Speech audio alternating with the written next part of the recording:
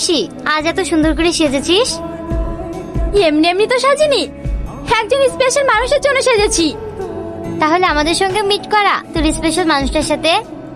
সেই জন্য তো তোদেরকে এখানে ডেকেছি। তাই নাকি? হ্যাঁ চল। সরি, আমাদের একটু লেট হয়ে গেল। It's okay. আলাপ করিয়ে দি, এরা আমার বান্ধবী।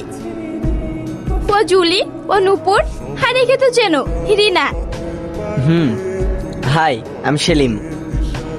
হাই। বস। বল কি খাবি? তো যা ইচ্ছা। হাই হাসি। কিরে তুই এখানে? হ্যাঁ, আলাপ করিয়ে দি, এটা আমার বয়ফ্রেন্ড সেলিম। হোয়াট?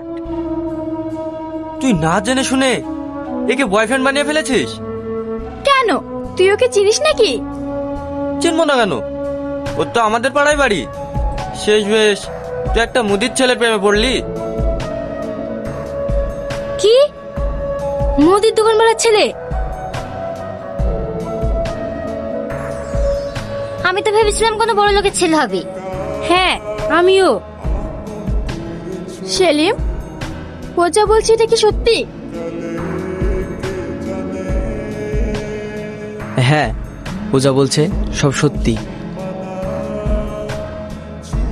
তাহলে তুমি যে এত স্মার্ট হয়ে বাইক নিয়ে ঘুরে বেড়াও? আমি গ্র্যাজুয়েশন কমপ্লিট করে চাকরির জন্য ঘুরে বেড়াই, আর ওই বাইকটা আমার বন্ধু ছিল। কেন, স্মার্ট ভাবে ঘুরে বেড়ানো কি অন্যায়?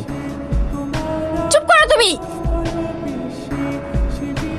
শালায় গরিবদের একটাই ধান্দা, কোনো বড় লোকের মেয়েকে পটিয়ে বিয়ে করে সেটেল হওয়া। আচ্ছা, এই রেস্টুরেন্টে ও তোকে নিয়ে এসেছে নাকি তুই ওকে নিয়ে এসেছিস? কেন? দেখ আবার ওর কাছে বিল দেওয়ার টাকা আছে কি। তোমার পাসটা দেখি। কেন? দিতে বলেছি, দাও।